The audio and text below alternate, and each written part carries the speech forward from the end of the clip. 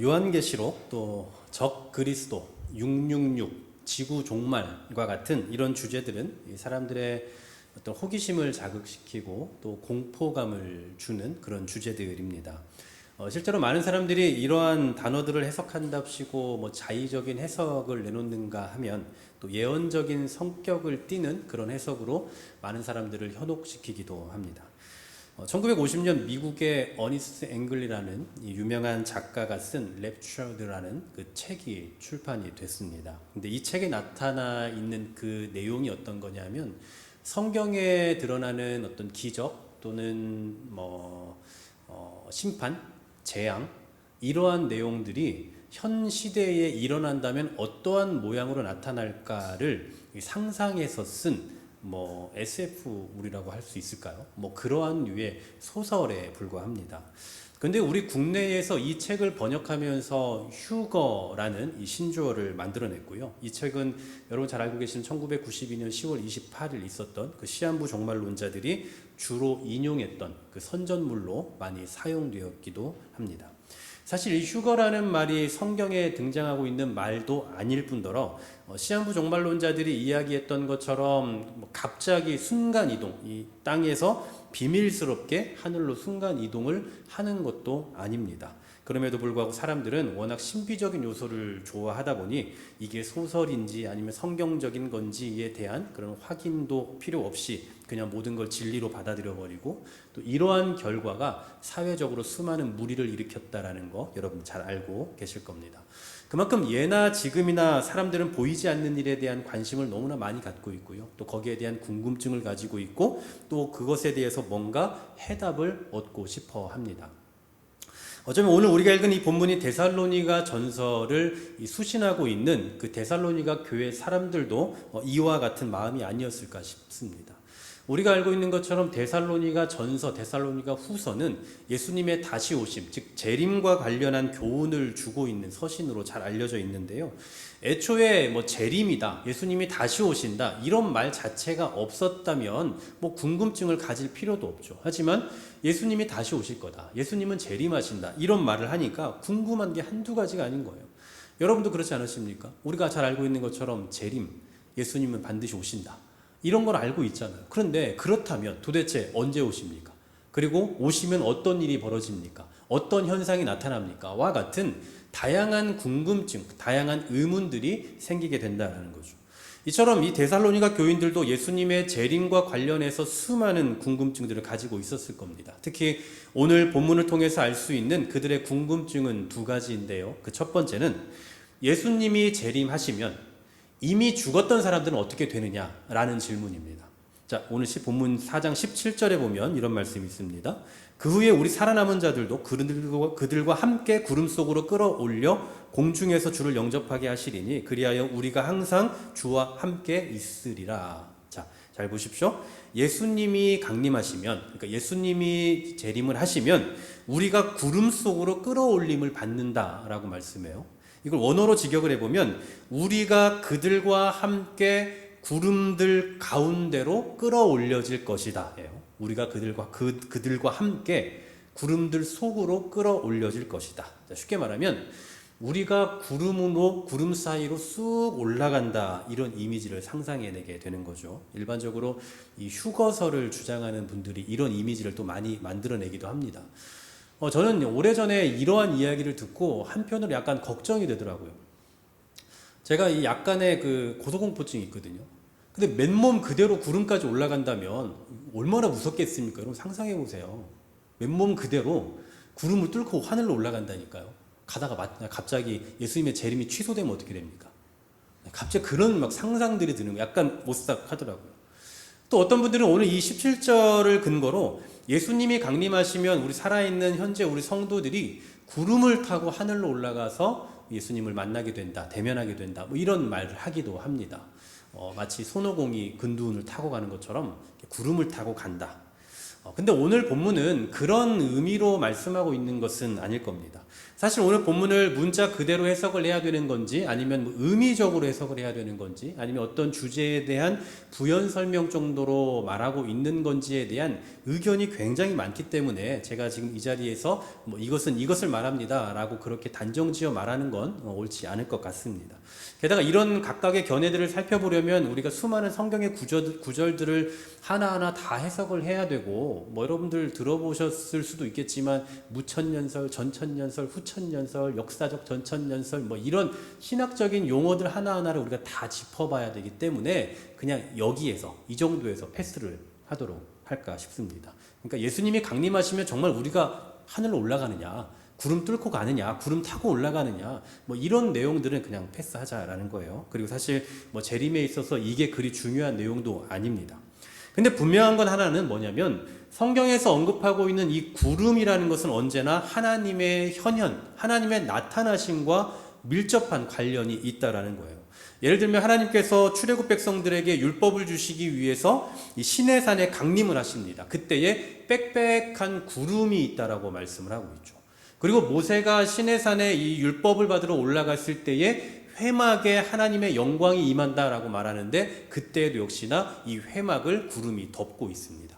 또 신약에도 마찬가지죠. 예수님께서 변화산에서 변모하셨을 때에도 구름이 등장하고요. 그리고 예수님 부활 후 승천하실 때에도 어김없이 이 구름의 이미지가 등장을 합니다. 그러므로 이 구름 속으로 들림받는다라는 것은 우리가 정말 하늘로 쭉 올라가느냐 마느냐 이런 게 핵심이 아니라 하나님의 현현, 즉 하나님을 직접 대면하게 된다라는, 우리가 하나님을 볼 수 없잖아요. 그런데 하나님을 직접 대면하게 된다라는 게 핵심인 거죠. 한마디로 예수님이 강림하시면, 예수님이 재림하시면 우리가 하나님을 직접 대면하게 되는 그 영광스러움을 경험하게 된다. 이게 핵심이라는 거죠. 자, 그럼 이때 이 영광스러운 일이 일어날 때 이미 죽어있는 사람들은 어떻게 되냐 이 얘기예요. 살아있는 우리는 뭐 구름을 타고 간다고 하고 뭐 하늘로 올라간다고 하고 어쨌든 하나님을 대면을 하게 될 건데 얼마나 영광스러운 일입니까? 그런데 이미 죽어있는 사람들은 어떻게 되느냐, 그들은 이런 영광을 누리지 못하는 거 아니냐라는 궁금증이 생긴다라는 거죠. 이 어마어마한 장면, 우리가 살아서 한 번도 경험해 볼 수 없는, 그리고 그동안 역사적 인물들도 한 번도 경험하지 못했던 이 영광스러운 일을 죽었다는 이유 때문에 경험하지 못하면 얼마나 억울하겠냐라는 거죠. 제가 과거에 이 부목사로 사역했던 교회들을 유튜브로 다 구독을 하고 있어서 뭐 이렇게 알고리즘으로 뜨든지 아니면 뭐 그냥 제가 뭐 찾아서 보든지 보면 가끔 억울한 것들이 있어요. 그게 뭐냐면, 과거에 제가 있었을 때에 뭐 모시고 싶었던 강사 목사님, 유명한 강사나 아니면 뭐 찬양팀이나 이런 것들 모시지 못했던 적이 많은데, 요즘에 보면 막 다 어떻게 모셔 다 하고 있는 걸 보면 나 때는 왜 하지 않았나, 나도 보고 싶었는데, 막 이런 억울함도 들고요. 또 전 성지순례를 한 번도 못 가봤는데, 제가 갈 수 있는 그 타이밍에 무슨 일이 있어서 못 가고 제가 이제 사임하고 나서 제 후임자가 막 성지순례 가고 이런 거 보면 막 되게 타이밍에 이게 제대로 못 잡았다는 생각, 이게 바로 상리의 법칙인가 막 이러면서 되게 억울하기도 해요. 예수님의 재림을 제대로 누리지 못하는 그 이미 죽은 사람들도 어쩌면 이런 마음이 아닐까 싶은 거죠. 내가 죽으면 영광을 경험할 수 없으니 이왕이면 내가 살아있는 동안에 이 재림이 일어나면 좋겠다, 이런 간절함이 생긴다라는 거예요. 그리고 이런 간절함은 자연스럽게 걱정으로 이어지는 거죠. 그게 뭡니까? 빨리 오셔야 되는데, 내가 죽기 전에 빨리 오셔야 되는데, 내가 죽은 후에 오시면 안 되는데 라는 그런 걱정이 생기면서 자연스럽게 죽음에 대한 두려움을 갖게 되는 거죠. 이에 대해서 사도 바울이 대답하는 게 뭐냐? 자, 14절 말씀이에요. 4장 14절 여러분 같이 한번 읽어볼까요? 시작. 우리가 예수께서 죽으셨다가 다시 살아나심을 믿을진대 이와 같이 예수 안에서 자는 자들도 하나님이 그와 함께 데리고 오시리라. 아멘. 자, 하나님이 그와 함께 데리고 오시리라라고 말씀해요. 이게 무슨 말입니까? 예수님께서 강림하실 때에 이미 죽었던 사람들, 그 영혼들을 하나님이 데리고 오신다라는 이야기예요. 그래서 오늘 본문 13절, 14절, 15절 반복적으로 언급되고 있는 표현이 뭐냐면 바로 자는 자, 자는 것이에요. 그러니까 맥락적으로 놓고 보면 이 잔다라는 표현을 하면 안 되고 죽었다, 죽은 자, 죽은 것 이렇게 표현해야 되거든요. 근데 계속해서 자는 것이라고 표현해요. 여러분, 자는 것과 죽은 것 같습니까? 다르잖아요. 뭐 어떤 분들은 죽었나 싶을 정도로 주무시는 분도 계시긴 하지만 자는 것과 죽은 건 엄연히 다른 거예요. 죽음은 끝이지만 자는 것은 일시적인 겁니다. 그런데 예수님의 재림 이전에 죽은 사람들에 대해서 죽었다, 죽은 자 이렇게 표현하지 않고 잔다, 자는 자라고 표현하고 있다는 것은 우리가 알고 있는, 우리가 두려워하고 있는 그 죽음이 완전한 끝이 아니라 일시적인 상태다라는 것을 말하는 거죠. 그러므로 이미 죽었다 할지라도 그 영혼이 하나님과 함께 거하고 있다가 예수님의 재림과 함께 하나님께서 데리고 오시니 결론은 뭐예요? 죽어도 상관없다. 내가 죽은 후에 이 일이 일어나면 어떡하나 이런 걱정할 필요 없다고요.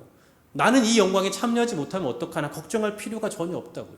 그래서 바울은 또 이렇게 말해요. 15절 같이 한번 읽어볼까요? 4장 15절입니다. 우리가 주의 말씀으로 너희에게 이것을 말하노니 주께서 강림하실 때까지 우리 살아남아 있는 자도 자는 자보다 결코 앞서지 못하리라. 이 영광에 참여하게 되는 순서가 있는데 살아있는, 지금 현재 살아있는 우리가 아니라 이미 죽었던 사람들이 먼저 나는 거예요. 다시 말하면 이미 죽은 사람들의 부활이 먼저 일어나고 그 후에야 살아있는 우리들이 이 영광을 경험하게 된다라는 얘기입니다. 그러니 죽음을 두려워할 필요가 있습니까? 없습니까? 전혀 없다라는 얘기입니다. 세상에서는 죽음을 두려워하잖아요. 죽음을 끝이라고 말합니다. 그 죽음을 망해 없어지는 것, 사망이라고 그렇게 또 표현을 해요. 그러나 성경은 죽음이 잠든 것에 불과하기 때문에 세상 끝날, 즉 예수님의 재림하실 그날에 살아있는 자들과 동일한 영광을 누린다. 아니, 오히려 살아있는 자들보다 먼저 이 영광을 누린다라고 말씀하고 있는 겁니다. 그러니 죽으면 어떡하나? 내가 죽은 다음에 재림이 일어나면 어떡하나? 이런 걱정을 할 필요가 전혀 없다라는 얘기입니다. 그래서 오히려 사도 바울은 18절에서 이렇게 말씀을 해요. 그러므로 이러한 말로 서로 위로하라. 이러한 말로 서로 위로하라. 죽음을 앞두고 나 죽으면 안 되는데 죽으면 어떻게, 이러한 사람들 앞에서 이 확신의 말씀을 가지고 서로 위로하라 이 얘기입니다. 즉 이걸 좀 약간 비약적으로 적용을 하면 죽어도 괜찮아. 먼저 죽는 게 더 복이다. 넌 죽으니까 좋겠다. 뭐 이런 식으로 이 확신의 말씀을 붙잡고 죽음 앞에서 위로하라 이거예요. 서로 즐거워하라, 기뻐하라, 이 말씀을 믿어라 이 얘기입니다. 여기까지가 이 재림과 관련하여 생기는 첫 번째 질문. 그렇다면 죽으면 어떻게 됩니까? 죽은 자는 어떻게 됩니까? 라는 그 질문에 대한 답이었습니다. 그렇다면 두 번째로 이제 이런 질문이 생기는 겁니다. 그럼 이 예수님 언제 오십니까? 뭐 죽은 자도 같이 영광에 참여한다라고 했으면 알겠습니다. 그러면 언제 오시냐고요? 여러분, 예수님이 언제 오실지에 대한 소스, 예고 이런 게 좀 미리 있으면 얼마나 좋습니까? 여러분 생각해 보세요. 산자나 죽은 자나 정말 어마어마한 그 영광을 경험하는, 완전 새하늘과 새 땅이 펼쳐지는 그 은혜의 역사를 경험한다라는데, 그러면 그때가 언제인지를 조금 알면 우리가 위로가 좀 되지 않겠어요? 이걸 현대적으로 좀 적용을 해보면 이런 거죠. 예수님이 언제 오실지를 알면 내가 이 은행빚을 원금까지 상환할 건지 아니면 그냥 이자만 내고 버틸 건지 결정할 수 있는 거예요. 예수님이 언제 오실지에 대한 소스를 알면 내가 결혼해야 되나 말아야 되나 결정할 수 있는 겁니다. 오늘 우리 예비 신랑 신부가 있지만 지금 당장이라도 엎을 수 있어요. 다음 주에 오실 건데 결혼 뭐 하랍니까? 그러니까 언제 오실지를 알면 이런 거 결정할 수 있어요. 또 언제 오실지를 알면 우리가 정말 형식적으로 신앙생활을 할 건지 아니면 진짜 죽어라 열심을 다해서 신앙생활을 할 건지도 결정할 수 있죠. 예수님이 내일 오신다는데 여러분 오늘 놀고 오실 겁니까? 내일 오신다면? 그럴 수 없잖아요. 이런 것처럼 뭔가 소스가 있으면 우리가 좀 뭔가 거기에 합당하게 반응할 수 있지 않겠느냐라는 거예요. 근데 여러분 당시에는요, 훨씬 더 현재적인 실질적인 문제 앞에 있었습니다. 그 문제가 뭐냐면 예수를 믿는다는 이유 하나 때문에 굉장한 박해를 받고 있었다라는 거예요. 예수를 믿는다는 사실 때문에 엄청난 박해를 받아요. 그러니 이런 사람들에게 예수님이 언제 오신다라는 그 확신을 딱 주면 그러면 좀 버틸만 하지 않겠냐라는 거죠. 예수님은 너희 생애에 안 오셔 라고 말하면 잠깐 죽어라 사는 거죠. 근데 예수님은 언제 오셔? 라고 하면 그럼 그것 소망하면서 버틸 수 있지 않겠냐라는 거예요. 그래서 사람들이 이 사실에 대해서 궁금해할 뿐만 아니라 여기에 대해서 여기저기서 여러 가지 이야기들이 들려오는 겁니다. 거짓 소문인 거죠. 요즘엔 좀 덜합니다만 과거 1990년대 20세기죠. 그 시절에만 하더라도 정말 다양한 예언들이 있었잖아요. 뭐 노스트라다무스네 뭐네 하면서 지구 종말이 언제 온다. 뭐 2020 몇 년이면 뭐 지구가 끝난다. 3차 세계대전이 일어난다. 뭐 이런 이야기들 얼마나 많았습니까? 바로 데살로니가 교인들도 이러한 미래에 대한 궁금증을 많이 가지고 있었고 실제로 여기에 대한 뭐 말도 안 되는 자기들만의 어떤 해답 같은 것들을 제시해 왔을 거예요. 그리고 어떤 사람들은 이런 거짓에 현혹되기도 했겠죠. 이에 대해서 사도 바울이 뭐라고 말하는지 한번 보십시오. 5장 1절 2절입니다. 같이 한번 읽어봅니다. 5장 1, 2절 시작. 형제들아 때와 시기에 관하여는 너희에게 쓸 것이 없음은 주의 날이 밤에 도둑같이 이를 줄을 너희 자신이 자세히 알기 때문이라. 아멘. 자, 두 가지를 이야기합니다. 첫 번째, 시기에 대해서는 아무도 모른다. 나도 모른다. 이 얘기고요. 두 번째, 분명한 건 도둑같이 임한다 얘기예요. 도둑같이. 여러분, 도둑이 언제 올지 아십니까? 아무도 모르죠. 누구만 압니까? 도둑만 알아요. 그런 것처럼 예수님이 언제 재림하실지는 예수님만 아시고 아무도 모른다라는 겁니다. 그런데 여러분 재밌는 건 바울은 곧장 말을 바꿔요. 그러면서 이와는 모순되는 이야기를 합니다. 4절 하반절에 보시면 그날이 도둑같이 너희에게 임하지 못하리니 라고 말해요. 그날이 도둑같이 너희에게 임하지 못하리니. 아니 방금 전까지만 해도 도둑같이 임한다면서요. 방금 1절에서 2절에서 도둑같이 임한다고 이야기했는데 갑자기 4절에 와서 도둑같이 임하지 않는데요. 왜 이런 모순되는 이야기를 하느냐. 잘 보십시오. 1, 2절에서 말하고 있는 도둑같이 이른다라는 이 말은 언제 오실지에 대한 그 시기에 대한 표현입니다. 그 시기는 아무도 모른다. 도둑같이 임하기 때문에 아무도 모른다라는 표현이고요. 4절에서 말씀하고 있는 도둑같이 임하지 않는다, 임할 수 없다라는 말은 이 재림을 기다리고 있는 사람들의 상태에 대한 이야기예요. 이게 무슨 얘기냐면 뭐 좀 잘 들으셔야 됩니다. 자칫하면 모든 걸 다 놓칠 수 있어요. 오후에 비가 온다는 사실을 여러분들이 예상을 했어요. 그게 뭐 일기예보를 받든지 아니면 구름이 많은 것을 보고 예상을 했든지 아 오늘 비가 오겠네 라고 생각하면 우리가 어떻게 외출을 합니까? 우산을 갖고 가죠. 네, 우산을 가지고 외출을 했어요. 그리고 나서 예상했던 대로 비가 와요. 그럼 여러분 놀랍니까 안 놀랍니까? 하나도 놀랄 일이 아니죠. 이미 예측하고 있었잖아요. 그런데 전혀 비가 올 거라는 사실을 예측하지 못하고 아무것도 예상하지 못한 채로 그냥 외출을 했는데 갑자기 비가 막 쏟아져요. 그럼 이러면은 이게 무슨 일이냐? 왜 갑자기 비가 오지? 어떡하지? 하면서 걱정하는 거죠. 왜냐하면 전혀 예측하지 못했던 일이 일어났기 때문인 거죠. 마찬가지로 예수를 알지 못하는 세상은 예수님이 다시 오실 그 날에 대한 경각심이 전혀 없는 겁니다. 그러니까 모르긴 몰라도 예수님이 재림하시기 바로 직전까지도 세상 사람들은 그냥 평안하게 놀 거예요. 아 평안하다. 아 다음 주에 뭐 하지? 내년에 어떻게 살지? 라고 다음을 기약하면서 그렇게 살아가고 있을 거라고요. 그러다가 예수님의 재림이 딱 임하면 어떻게 됩니까? 전혀 예상하지 못했던, 생각하지도 못했던, 듣도 보도 못한 일이 갑자기 일어나니 너무 깜짝 놀라는 거예요. 그러면서 두려워 떨게 되는 거죠. 전혀 예상하지 못했던 일이 벌어진 겁니다. 즉 예수님이 도둑같이 오신 거예요. 소리 소문도 없이 도둑같이. 하지만 예수님을 알고 예수님을 믿는 우리는 어떻습니까? 마라나타. 아멘 주 예수여 어서 오시옵소서. 맨날 그러고 살아가고 있잖아요. 그래서 무슨 어려움만 생기면 예수님 곧 오시겠다.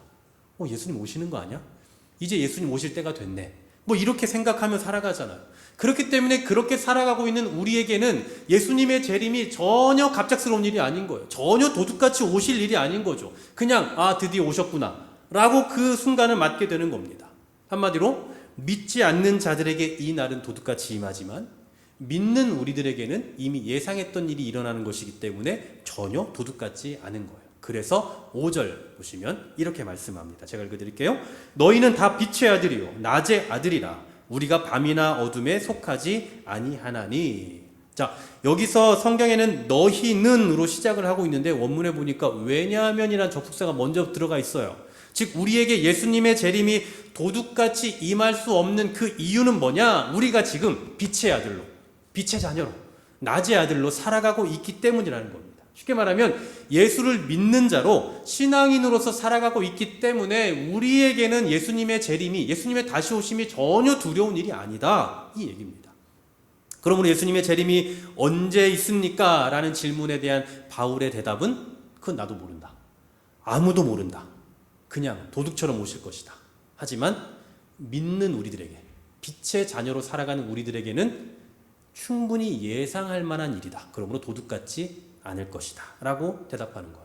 다시 말해서 그날이 몇 년, 몇 월, 몇 시, 며칠, 몇 시인지는 전혀 모르지만 성도는 그날을 인식하며 인지하며 경각심을 갖고 살아가고 있기 때문에 전혀 갑작스러운 일로 여겨지지 않을 것이다 라는 얘기입니다. 자, 오늘 우리가 두 가지를 살펴봤습니다. 재림에 대한 두 가지 질문과 그에 대한 답이에요. 첫 번째로는 예수님이 재림하시면 이미 죽었던 사람들은 어떻게 됩니까? 살아있는 우리들은 영광을 경험하는데 이미 죽었던 사람은 어떻게 됩니까? 그들도 동일한 영광에 참여하게 된다라는 거고요. 두 번째로 언제 이런 일이 일어납니까? 라는 질문에 대해 그건 아무도 알 수 없다. 그러나 믿지 않는 자들에게 이 재림은 두려운 일이지만 믿는 우리들에게는 전혀 두려운 일이 아니다. 그냥 일상에 가깝다라는 겁니다.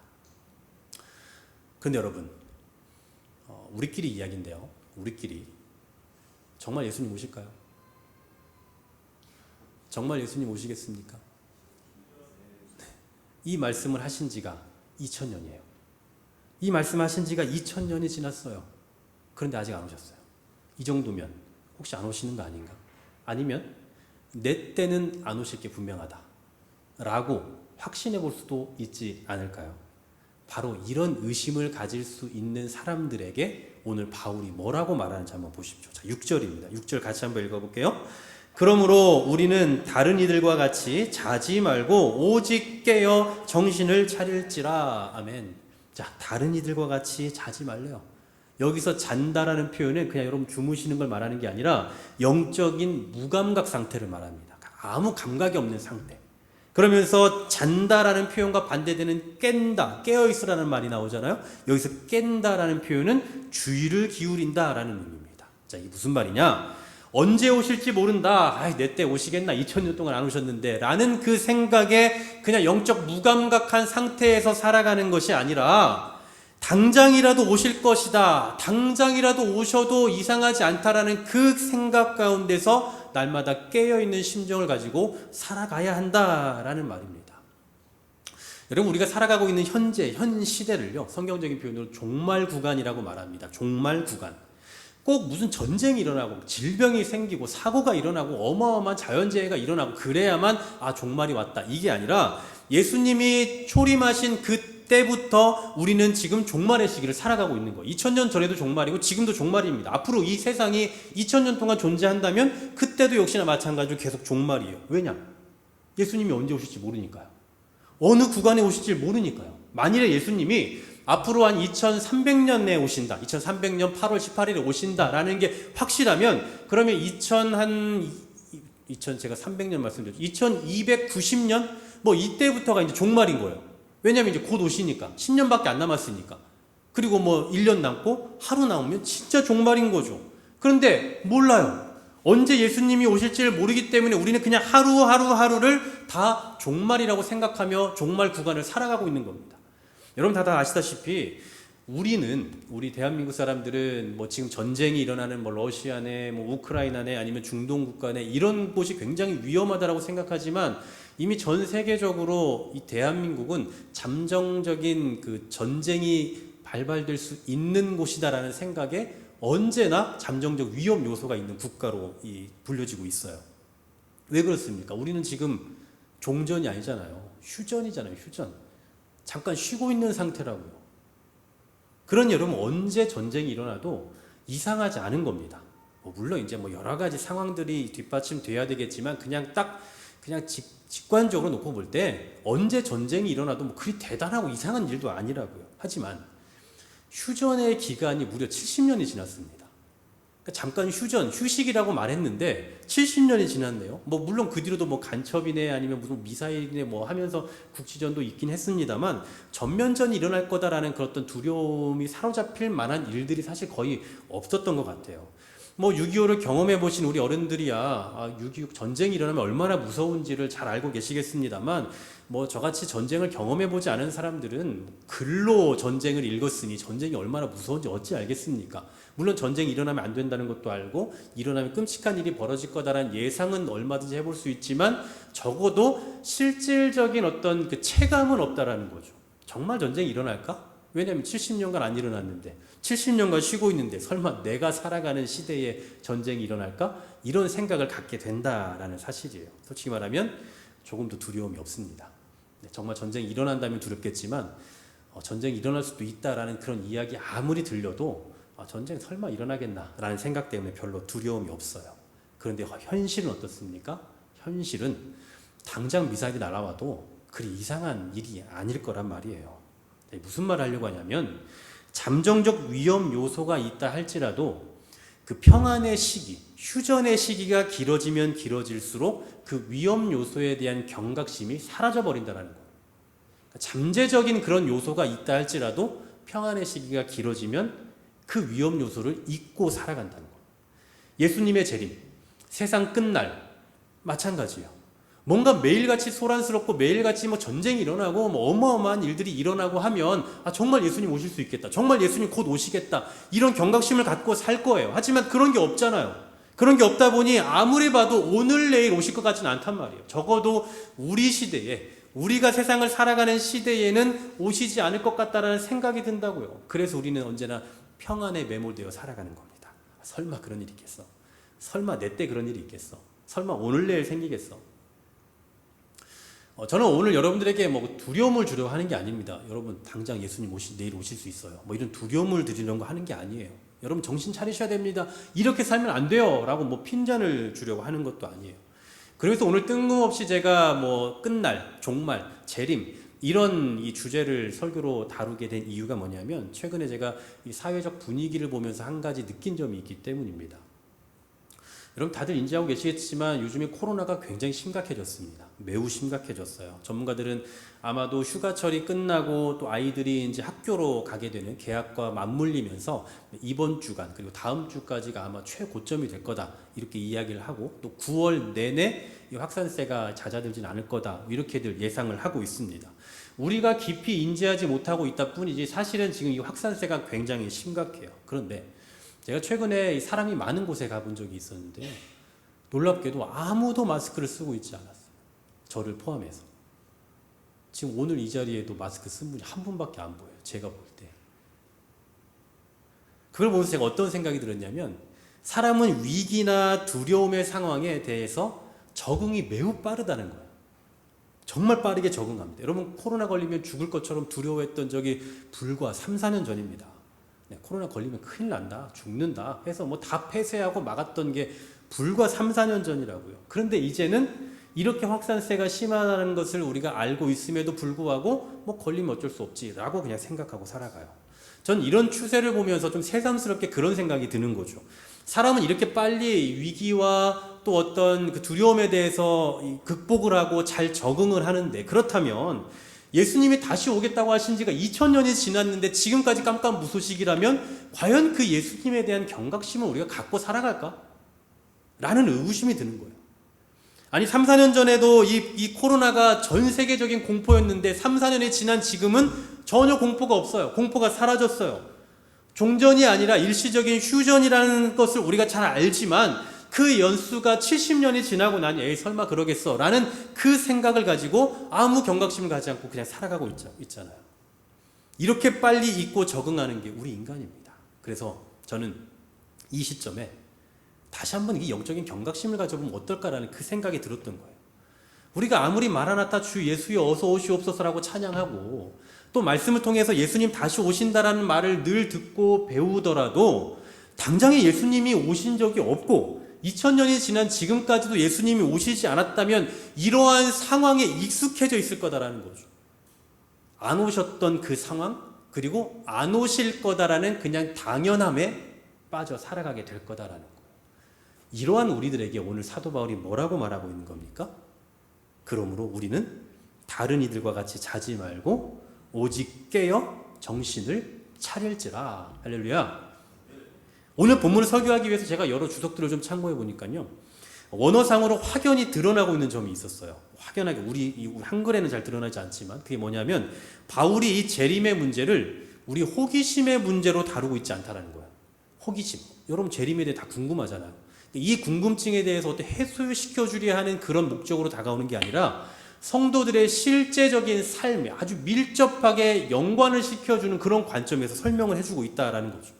서두에 말씀드렸던 것처럼 요한계시록, 적그리스도, 666, 지구 종말과 같은 사람들이 혹할 만한 그런 주제를 딱 꺼내서 너희 똑바로 안 하면 큰일 난다. 예수님 곧 재림하시는데 똑바로 안 살면 진짜 죽어? 큰일 나. 이렇게 말하려고 한 게 아니라고. 그래서 오늘 6절 제가 좀 전에 말씀드렸던 그러므로 우리는 다른 이들과 같이 자지 말고 오직 깨어 정신을 차려라, 이 말이 우리 한글 성경으로 보면 굉장히 강한 어조로 말하는 것 같잖아요. 아주 닥달하고 똑바로 안 하면 큰일 나. 이런 식으로 말하는 것 같은 느낌이 들지만 이걸 헬라어로 보니까 굉장히 데살로니가 교인들을 인격적으로 배려하면서 이 청유하는, 권유하는 방식으로 말해요. 똑바로 살아야 돼. 깨어 정신을 차려. 이게 아니라 우리 이런 시기인데 좀 같이 한번 좀 이렇게 살아보면 어떨까요? 라고 아주 따뜻하게 저들의 삶에 깊이 들어가서 이러한 세상인데 우리 눈에 보이지 않지만 그래도 당장 하나님 예수님 오실 수 있는데 우리 좀 이렇게 살아보면 어떻겠습니까?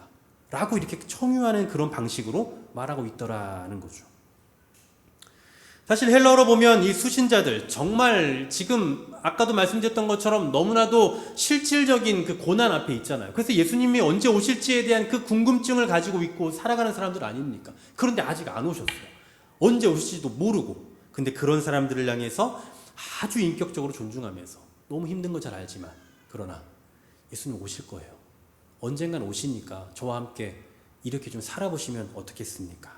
라고 이렇게 표현하고 있다는 거죠. 그래서 저 역시 오늘 이 본문을 여러분과 나누면서 여러분 진짜 잘 하셔야 됩니다. 여러분 우리 똑바로 살아야 돼요. 이렇게 강한 어조로 말할 생각이 전혀 없습니다. 다만 익숙함에 젖어 살아가고 있는 우리 삶 가운데 자칫 잊고 살았을 법한 이 재림에 대한 내용을 한 번 더 떠올려 보면 어떨까라는 그 간절함에서 오늘 이 말씀을 나누고 있는 겁니다. 언제 전쟁이 나도 이상하지 않은 휴전 상태를 살아가고 있는 것처럼 언제 예수님이 오셔도 이상하지 않은 이 종말 시대를 살아가고 있으니 우리 현재의 평안함에 익숙해져 있지는 말자라는 얘기입니다. 사랑하는 여러분, 예수님의 재림은 666이네 종말이네 하면서 사람들의 호기심을 불러일으키고 두려움을 유발시키는 그런 주제가 아니라 그냥 지금 당장에 일어나도 전혀 괴리감이 없는 그런 너무나도 우리에겐 자연스럽고 익숙한 주제가 되어야 할 겁니다. 뿐만 아니라 영적으로 잠들지 말고 깨어 정신을 차리고 살아가야 한다라는 이 삶의 형태도 특별한 날에 특별한 사람들만 하는 그런 삶의 형태가 아니라 빛의 아들로 살아가는, 빛의 자녀로 살아가는 저와 여러분들의 평상시의 삶이어야 돼요. 특별한 날에 대단하게 여러분 이제부터 이렇게 사셔야 됩니다. 요즘의 현상을 보니 예수님이 곧 오실 것 같으니까 우리 이제부터 정신 차리고 삽시다. 이런 것이 아니라 특별하게 요구되는, 특별한 사람들에게만 요구되는 그런 삶이 아니라 빛의 자녀로 살아가고 있는 우리들에게 그냥 일상, 평상시에 종말 구간을 살아가고 있는 우리들에게 너무나도 익숙한 그런 삶의 형태가 되어야 한다라는 사실이에요. 그런 의미에서 오늘 말씀의 제목처럼 이 재림은 우리 신앙인들에게 있어서 가장 익숙한 주제여야 합니다. 또한 깨어 정신을 차리고 살아가는 그 삶의 태도도 역시나 재림을 기다리는 신앙인들에게 있어서 가장 익숙한 삶의 자세여야 한다라는 사실입니다. 빛의 자녀로 살아가고 계시는 여러분, 예수님이 2000년 동안 오시지 않은 그 상황에 익숙해지지 말고 2000년이 지나도록 변치 않는 이 빛의 자녀들의 삶의 자태인 깨어 정신을 차리고 살아가는 그 삶에 익숙해지는, 그래서 그러한 삶을 날마다 아무렇지 않게 일상처럼 살아내는 저와 여러분 될 수 있기를 주님의 이름으로 간절히 소망합니다.